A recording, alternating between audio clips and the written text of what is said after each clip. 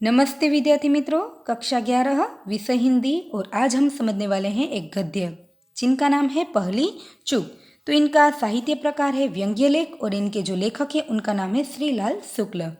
पाठ की समझौती से पहले सबसे पहले लेखक का परिचय देखें तो व्यंग्यकार के रूप में प्रसिद्ध हुए श्रीलाल शुक्ल जी का जन्म 31 दिसंबर 1925 में लखनऊ के पास अतरौली नामक गांव में हुआ था।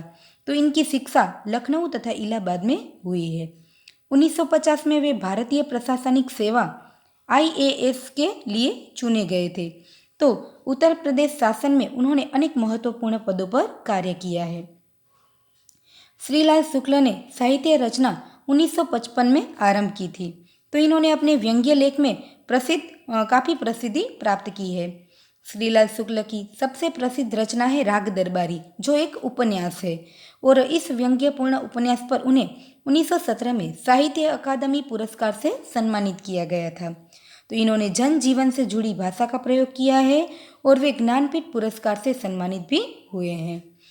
तो उनकी प्रमुख रचनाएं हैं अगध का पाँव, यहाँ से वहाँ, सुनी घाटी का सूरज, अज्ञातवास, सीमाएं टूटती है, आदमी का जहर इत्यादि उनकी प्रसिद्ध कृतियाँ मानी गई है।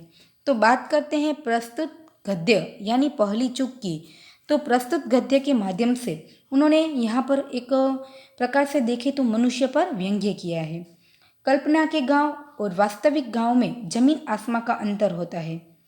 कुछ शहरी लोग फिल्मों में दर्शाए और पुस्तकों में लिखे गए गांवों के आकर्षक दृश्यों और वर्णनों से प्रभावित होकर गांवों में रहकर खेती करने का निश्चय कर लेते हैं, पर वहां की वास्तविकता से सामना होने पर उनका जो मोह भंग हो जाता है और वे हंसी के पात्र बनकर अंत में शहर का रास्ता पकड़ लेते हैं।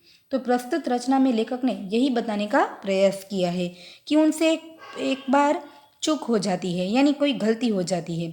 लेखक कहते हैं कि पहली चूक में लेखक ने ऐसे लोगों पर व्यंग्य किया है जो शहर में रहते हैं, गांव के वातावरण से बिल्कुल अपरिचित है और पुस्तकों और सिनेमा से प्राप्त जानकारी के आधार पर मन में कल्पना का एक प्रकार का गांव बना लेते हैं, पर गांव के यथार्थ जीवन से सामना होने पर उनके कल्पना का गांव टूट जाता है और वे फिर शहर में वापस लौटने के लिए मजबूर हो जाते हैं।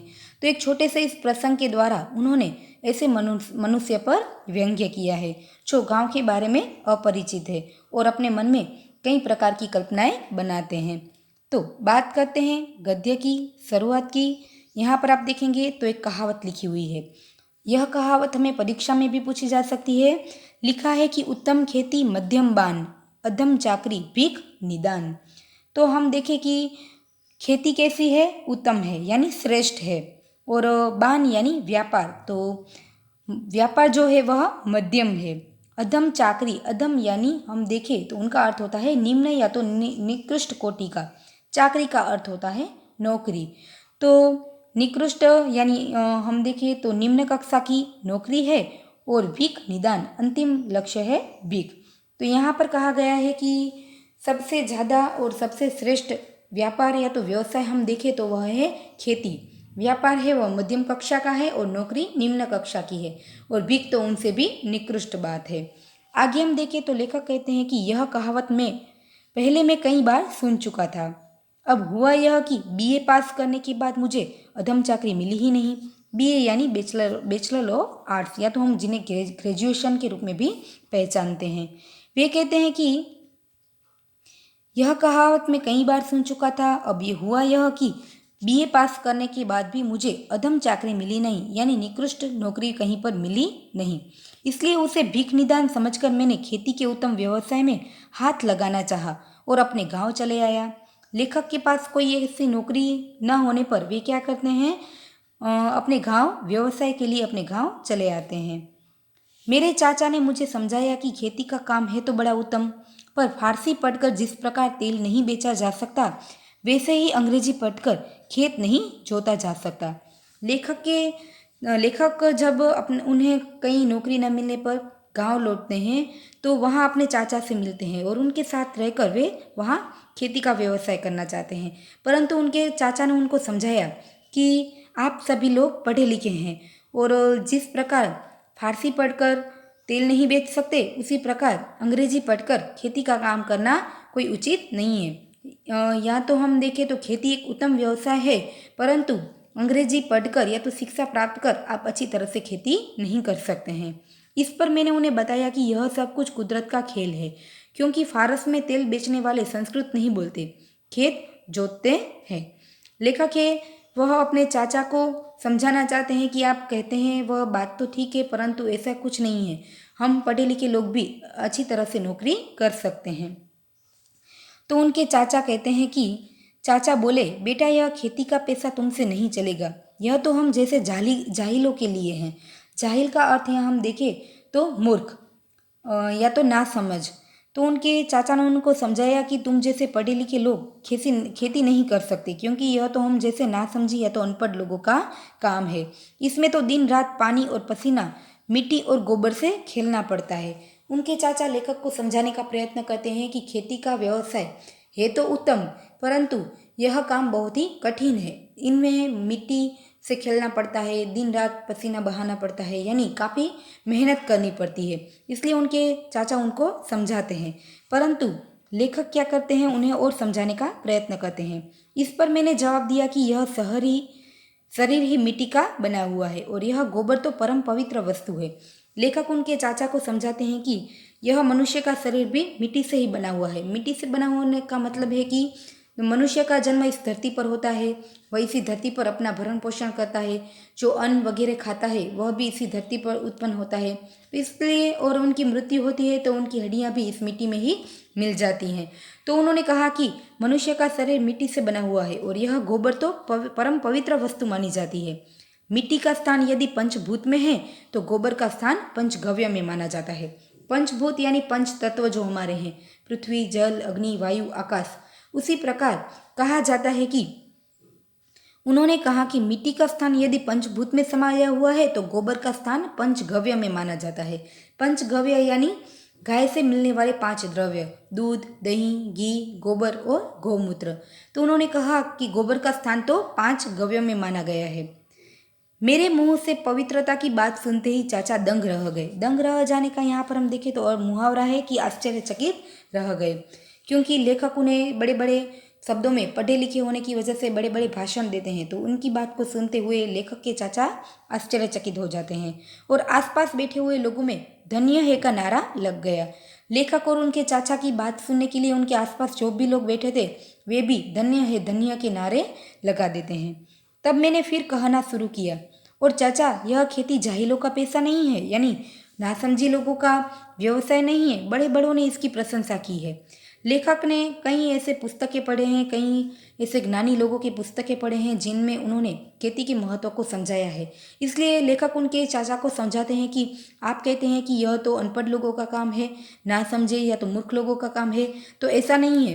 कई बड़े बड़े लोगों ने खेती की प्रशंसा की है। कार्लाइन ने इस पर लेख लिखे हैं। टॉल्स्टॉय ने स्वयं टॉल्स्टॉय तो स्वयं किसान ही हो गया था। बाल्टेयर खुद बागवानी करता था। ग्लेडस्टन लकड़ी चीरता था। तो अपने देश में यहाँ पर जिन्हों लोगों का नाम लिया गया है वे कुछ लोगों में से क्या थे, अंग्रेज लेखक थे, तो जिन्होंने अपनी पुस्तकों में खेती के महत्व को लिखा है। तो आगे वे कहते हैं कि अपने देश में गौतम जैसे ऋषि भी गेहूं बोते थे, यानी उन्होंने भी गेहूं की खेती की थी। इसलिए खेती को उत्तम मानना ही चाहिए। मैं कल से खेती करूंगा, मेरा यही फैसला है। जब लेखक के चाचा उनको समझाना चाहते हैं कि तुम जैसे पढ़े लिखे लोग खेती नहीं कर सकते, क्योंकि यह एक बड़ी मेहनत का काम है। लेखक के चाचा जानते थे कि वह उनका जो भतीजा है या तो वह उनसे यह खेती अच्छी तरह से नहीं होने वाली है, फिर भी वे उनको समझाने का प्रयत्न करते हैं। लेकिन लेखक जो है वह पढ़े लिखे थे।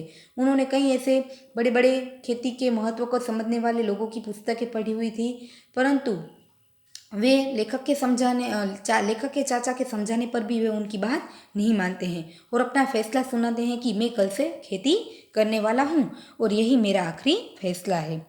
मेरे चाचा मेरी बात से प्रभावित तो हुए, पर बोले, बेटा खेती करोगे पर इतना समझ लो कि खेतों के आसपास न तो काफ़ी हाउस होते हैं न क्लब। सिनेमा घरों की गद्देदार कुर्सियों की जगह अहर की ठुठियों पर घूमना फिरना होता है। लेखक के चाचा जानते थे कि उनका भतीजा शहरी वातावरण में पला हुआ है। वहाँ के माहौल में उनकी रहने की एक आदत हो चुकी है, उनकी जीवन शैली उस प्रकार की है। तो फिर भी वे लेखक के अपने फैसला सुनाने पर लेखक के चाचा उनको समझाते हैं कि बेटा एक बात समझ लो, खेती करना तुम चाहते हो यह बात तो बहुत ही अच्छी है, परंतु ना खेतों के आसपास कोई कॉफ़ी हाउस होते हैं, ना ही कोई क्लब होते हैं। जिस तरह शहरी माहौल होता है वह गांव में कहीं नजर नहीं आएगा। और सिनेमा घरों की गद्देदार कुर्सियों की जगह तुम्हें अरहर की ठुठियों पर घूमना फिरना होगा। और जितना तुम शहरी जीवन में अपना जीवन आसानी से बिताते हो, इस प्रकार यहाँ पर गांव में खेती में तुम्हें क्या करना पड़ेगा, काफ़ी कष्टों को सहना पड़ेगा। उनके चाचा उनको समझाते हैं, फिर भी लेखक उनकी बात को समझने के लिए तैयार नहीं है। यहाँ मैं आपको बता दूं कि मुझे सिनेमा का बड़ा शौक है। लेखक क्या करते हैं, अपने चाचा से उनका उत्तर देते हुए कहते हैं कि एक बात मैं आपको बताना चाहता हूँ कि सिनेमा से मुझे बड़ा शौक है। सिनेमा का मुझे काफ़ी लगाव है। यह इसलिए कि सिनेमा खेती की उन्नति का एक अच्छा साधन माना गया है। एक बात को यहाँ हम समझे तो जो सिनेमा है उनके द्वारा खेती के बारे में काफ़ी मात्रा में समझाया जाता है। या तो हम देखें कि सिनेमा में कई प्रकार के गांव है, उनमें खेती किस प्रकार की जाती है, किस प्रकार वहाँ कई कठिन समस्याओं का सामना करना पड़ता है। या तो सिनेमा एक प्रकार से हम देखें टेलीविज़न और सिनेमा के माध्यम से खेती के विकास में भी काफ़ी प्रगति हुई है। या तो आधुनिक ढंग से भी खेती में काफ़ी प्रगति की जा सकती है। इन सभी बातों से सिनेमा एक अच्छा माध्यम रहा है। तो उन्होंने कहा कि यह इसलिए कि सिनेमा खेती की उन्नति का एक अच्छा साधन है। सिनेमा द्वारा खेती का बड़ा प्रचार हुआ है, यानी काफ़ी मात्रा में हम देखें तो खेती के बारे में सिनेमा के माध्यम से काफ़ी प्रचार हुआ है। बड़े बड़े हीरो खेत जोतने जाते हैं और गाते जाते हैं। हीरोइन खेत पर टोकरी में रोटी लेकर आती है।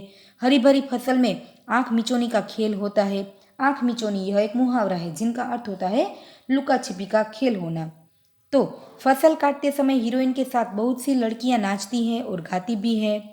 वे नाचती जाती हैं और फसल अपने आप कटती जाती हैं। ऐसे ही मधुर दृश्यों को देखकर पढ़े लिखे आदमी गाँव में आने लगते हैं और खेतों के चक्कर काटने लगते हैं। इस प्रकार सिनेमा द्वारा खेती की शिक्षा मिलती है।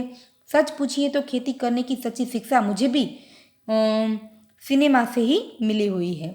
लेखक यहाँ बताते हैं कि आज हम देखते हैं तो सिनेमा में कई पिक्चरों के माध्यम से खेती के महत्व को समझाने का प्रयत्न तो हुआ है, परंतु कई ऐसे गांव के दृश्य दिखाए जाते हैं जहां पर कई नायक नायिका यानी खेत जोतने जाते हैं और अपने साथ खाना ले जाते हैं। रास्ते में कई आँख मिचौली का खेल होता है। कई किसान जो क्या कहते हैं अपने गीत गुनगुनाते हुए खेती का आनंद उठाते हैं। हीरोइन क्या करती है, उनके साथ वहाँ पर गाना गाती हुई नाचती जाती है और खेत अपने आप जोते जाते हैं। यह सभी दृश्य लेखक ने क्या किया है, सिनेमा में देखा है। तो उन्होंने ऐसा ही तय कर लिया कि खेती करना तो बहुत ही आसान है। आगे हम देखें तो लेखक कहते हैं कि दूसरे दिन चाचा ने मुझसे खेतों पर जाकर काम करने के लिए कहा, तो मैंने पूछा खेत कहाँ पर है। तो अब लेखक के चाचा उन्हें बताते हैं कि जो खेत है वे कहाँ पर है। यह हमें 2 मार्क्स के प्रश्न में भी पूछा जा सकता है कि उन्होंने कहा कि गांव के दक्षिण में यानी दक्षिण दिशा की ओर रमेसर की बाग के आगे से गलियारा जाता है, यानी एक गलियारा पसार होता है। और गलियारे के पश्चिम एक राह फूटती है। राह फूटना यानी नया रास्ता निकालना, तो यह एक मुहावरा है। और वे कहते हैं कि राह से उत्तर एक मेड़ आती है और वहाँ पर मेड़ यानी खेतों के चारों ओर मिट्टी की ऊंची सीमा। मेड़ के पूरब गन्ने का एक खेत है। गन्ने के खेत के पास बाजरा खड़ा है और वहीं अपने खेत जोते जाते हैं। तुम जाकर काम देख लो। लेखक के चाचा ने यहाँ पर बताया कि उनका जो खेत है वह कहाँ पर है और वहाँ जाकर उन्हें खेत का काम देखना है।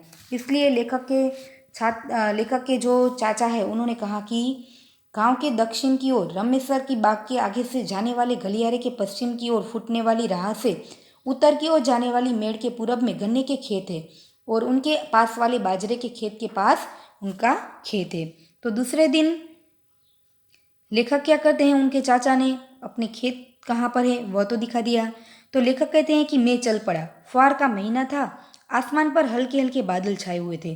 ताड़ और खजूर के पेड़ हिल हिल कर एक दूसरे से गले मिल रहे थे। सब कुछ सिनेमा जैसा लग रहा था।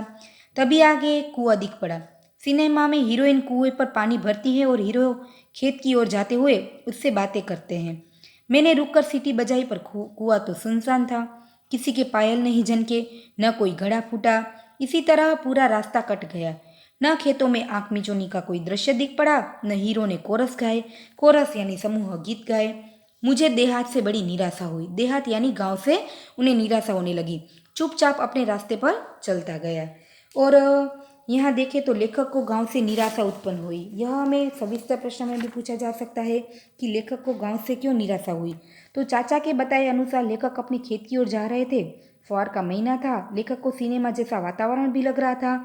आगे उन्हें एक कुआं दिखाई दिया। उन्होंने सिनेमा का वह दृश्य याद आया जिसमें हीरोइन कुएं पर पानी भरती है और खेत की ओर जाते हुए हीरो उससे बातें करते हैं। लेखक ने भी रुककर सीटी बजाई, पर कुआं तो बिल्कुल सुनसान रहा। न वहां किसी पायल की झनक हुई और न कोई घड़ा फूटा। खेतों में आंख मिचौनी का दृश्य भी न दिखाई दिया। हीरो के कोरस के गीत में सुनाए भी नहीं दिए। लेखक को यह सब नीरसता पसंद न आई, इसलिए उन्हें देहात से यानी गांव से नफरत हुई, निराशा उत्पन्न हुई। जिस प्रकार उन्होंने सिनेमा में गांव की खेती को देखा था, वैसा गांव तो यहाँ दिखाई देता है, परंतु सिनेमा जैसा कोई भी दृश्य उन्हें यहाँ नहीं दिखाई दिया। इसलिए उन्हें गांव से नफरत होने लगती है, निराशा उत्पन्न होती है। और वे जो सोचकर गांव में आए थे खेती करने के लिए, ऐसा कोई भी माहौल उन्हें नहीं नजर आया, इसलिए उन्हें वे निराश हो जाते हैं। आगे वे कहते हैं कि अब मैं ऐसी जगह पहुंचा जहां मेरे खेत होने चाहिए थे। चाचा ने बताया था कि वहीं गन्ने का खेत है और वहीं बाजरा खड़ा है। मैं गन्ने के बारे में ज़्यादा नहीं जानता था, इसलिए बाजरे का सहारा लेना पड़ा। एक मेड़ पर एक अधेड़ किसान खड़ा हुआ था। उसके पास जाकर अपना गाना बंद करते हुए मैंने पूछा कि आपका नाम बाजरा तो नहीं है। लेखक से यही पहली गलती हो जाती है, पहली चूक हो जाती है। तो किसान ने मेरी ओर घुरकर देखा कि घबराहट के साथ पूछा, यह आप क्या पूछ रहे हैं? मेरा नाम तो रामचरण है। तो लेखक समझ गए कि उनसे कोई ना कोई भूल हुई है, इसलिए उन्होंने कहा कि मैंने रामचरण के कंधे पर हाथ रखकर सार्वभौमिक मित्रता के भाव से पूछा, यानी मित्रता के भाव से उन्होंने पूछा, तो भाई रामचरण मुझे बताओ, और बाजरा कौन है? मेरी बात सुनते ही रामचरण जोर जोर से हंसने लगा। आसपास काम करते हुए किसानों को पुकार कर उसने कहा, यह देखो, यह भैया तो बाजरे को आदमी समझ रहे हैं। दो तीन किसान हंसते हुए वहीं आ गए। मैं समझ गया कि मुझसे कोई चूक हो गई है, यानी भूल हो गई है। इसलिए बात पलटते हुए मैंने कहा, ओह मैं तो हंसी कर रहा था। दरअसल मैं तो बाजरे के पेड़ की छाह ढूंढ रहा था। उसी पेड़ के पास मेरे चाचा का खेत है। तो यहाँ लेखक से दूसरी गलती हो जाती है। पहली गलती वे करते हैं कि बाजरे को आदमी समझ बैठते हैं, और दूसरी बार वे बाजरे के छोटे छोटे छोड़ को वे छायादार घटादार वृक्ष समझ बैठते हैं। तो दो गलतियां उनसे होती है, जो वे अपने आप अपनी गलती के माध्यम से दूसरों के लिए हंसी का पात्र बन जाते हैं। तो इस बार वे किसान कुछ और जोर से हंसने लगे। मुझे भाई झेप सी लगी, यानी शर्म आने लगी, पर मैंने हंसकर इस बात को टाल दिया। दूसरे दिन से ही मुझे इस बात की चिंता हुई कि ऐसी चूक मुझसे, यानी ऐसी गलतियां मुझसे दोबारा ना हो जाए। इसलिए कृषि शास्त्र की मोटी मोटी किताबें मंगवाकर मैंने उनका अध्ययन आरंभ कर दिया। गांव से मैं हताश हो गया था। वहाँ वह था ही नहीं जो मेरे रुपहले पर्दे पर मैंने देखा था। फिर भी मैं अध्ययन करता रहा, यानी खेती किस प्रकार की जाती है उनका अभ्यास करता रहा। अध्ययन करते करते मैं इस नतीजे पर पहुंचा कि आदर्श खेती गांव में हो ही नहीं सकती, वह शहर में ही होती है। यह सब इस प्रकार से हुआ। लेखक से दो गलतियां हो जाती हैं। पहली भूल उनसे यह हुई थी कि वे बाजरे को एक आदमी समझ बैठते हैं, और यह गलती उन्हें काफ़ी शर्मिंदगी महसूस कराती है। तो इसी के आधार पर उन्होंने इस गद्य का शीर्षक रखा है पहली चूक, जो एक उचित शीर्षक माना गया है। और दूसरी गलती उनसे तब हुई कि वे बाजरे के छोटे से छोटे छोड़ को वे क्या समझ बैठते हैं, बड़े घटादार वृक्ष समझ बैठते हैं, और उन्हें एक प्रकार की शर्मगी महसूस होती है, और वे कहते हैं कि अच्छी खेती गांव में कभी हो ही नहीं सकती। मुझे बीज और खाद खरीदने के लिए बीज गोदाम जाना पड़ा। लेखक को शहर का बीज गोदाम क्यों जाना पड़ा, यदि 1 मार्क्स के प्रश्न में पूछा जाए तो उन्हें बीज और खाद खरीदने के लिए बीज गोदाम जाना पड़ा। बीज गोदाम के कर्मचारी शहर गए हुए थे, इसलिए मैं भी शहर चला गया। दूसरे दिन मुझे अपने खेतों में अच्छे हलों से जोताई करनी थी। अच्छे हल शहर में मिलते हैं, इसलिए मैं फिर शहर पहुंचा। तीसरे दिन मुझे नहर में एक नया पाइप लगवाने की ज़रूरत आने पड़ी। इसके लिए नहर के बड़े इंजीनियर का हुक्म लेना पड़ता है। वे शहर में रहते थे, इसलिए मैं फिर शहर गया।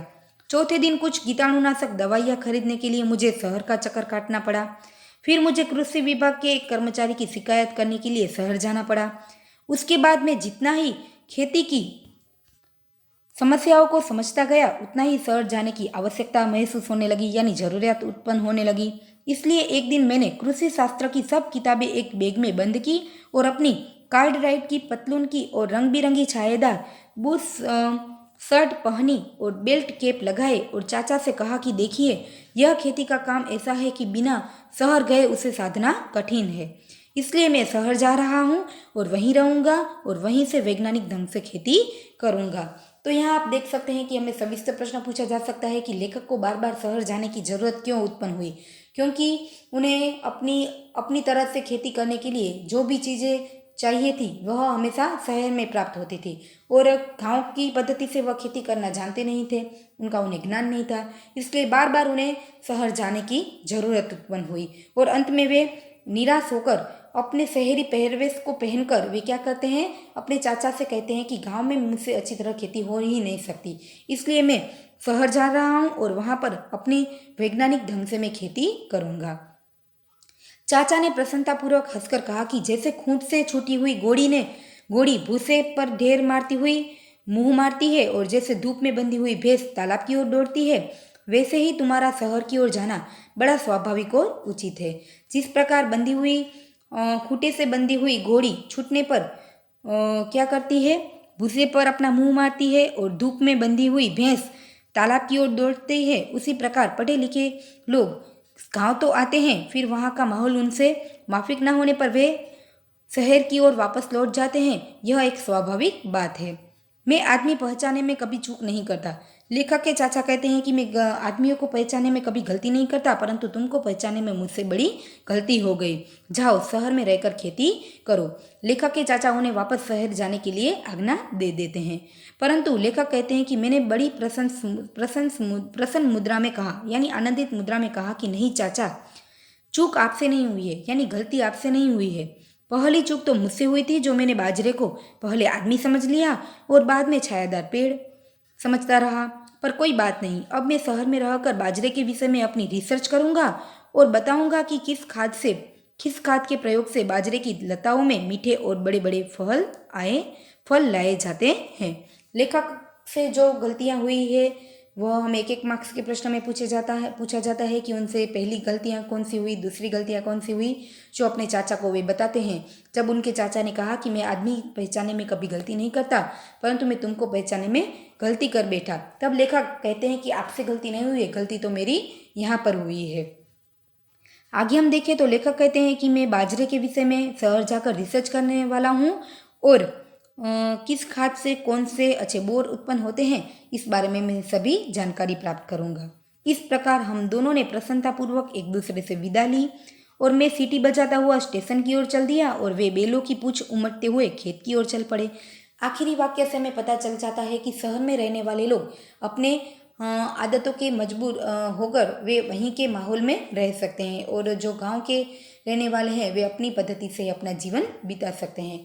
यहाँ दोनों हम एक बात को समझे तो लेखक ने हमें शहरी जीवन और गांव के जीवन के बीच के भेद को समझाया है और साथ साथ कहा है कि गांव में रहने वाले जो लोग हैं वह शहर के माहौल में हम देखें तो अपना जीवन नहीं बिता सकते और शहरी लोग गांव में अपना जीवन नहीं बिता सकते। तो इस प्रकार लेखक ने गांव और शहरी जीवन के बीच के जो भेद है उनको भी समझाया है।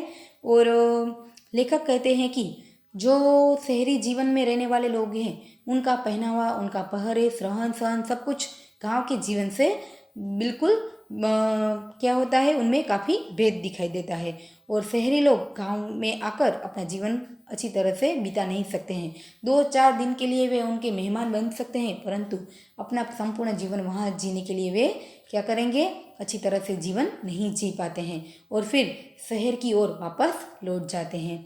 तो विद्यार्थी मित्रों, पूरे पाठ के माध्यम से हमने देखा तो 2 बातों को हमने यहाँ सीखा है कि लेखक ने गांव और शहरी जीवन के भेद को यहाँ स्पष्ट किया है, और उनकी जो विचार सरणी है उनको भी यहाँ पर स्पष्ट रूप से बताया है कि गांव और शहर में रहने वाले लोगों की विचार मात्रा में भी काफ़ी भेदभाव दिखाई देता है। तो पूरा पाठ हमने यहाँ पर देखा है और साथ साथ हमने देखा कि लेखक ने ऐसे लोगों पर भी व्यंग्य किया है कि जो कल्पना के गांव और वास्तविक गांव को पहचानने में जो गलती करते हैं, और उन्होंने कहा कि उन दोनों में काफ़ी अंतर होता है। कुछ शहरी लोग फिल्मों में दर्शाए और पुस्तकों में लिखे गए गांवों को पढ़ते हैं, उनसे आकर्षित हो जाते हैं, उनके दृश्यों और वर्णनों से वे प्रभावित हो जाते हैं, परंतु गांव में रहकर खेती करने का जो निश्चय कर लेते हैं, परंतु वहाँ की वास्तविकता से वे अपरिचित होते हैं। जब उनका उनसे सामना होता है तब उनका मोह भंग हो जाता है और वे कभी कभी हंसी के पात्र भी बन जाते हैं और शहर का रास्ता वापस पकड़ लेते हैं। तो इस आधारित हम देखें तो इस गद्य का जो शीर्षक है पहली चूक, और लेखक से जो गलतियाँ हुई थी उनके माध्यम से उन्होंने यह शीर्षक दिया है, वह भी उचित है। इनके प्रश्न के उत्तर है वह हम क्या करेंगे, हमारी नोटबुक में लिखेंगे। नमस्ते, धन्यवाद।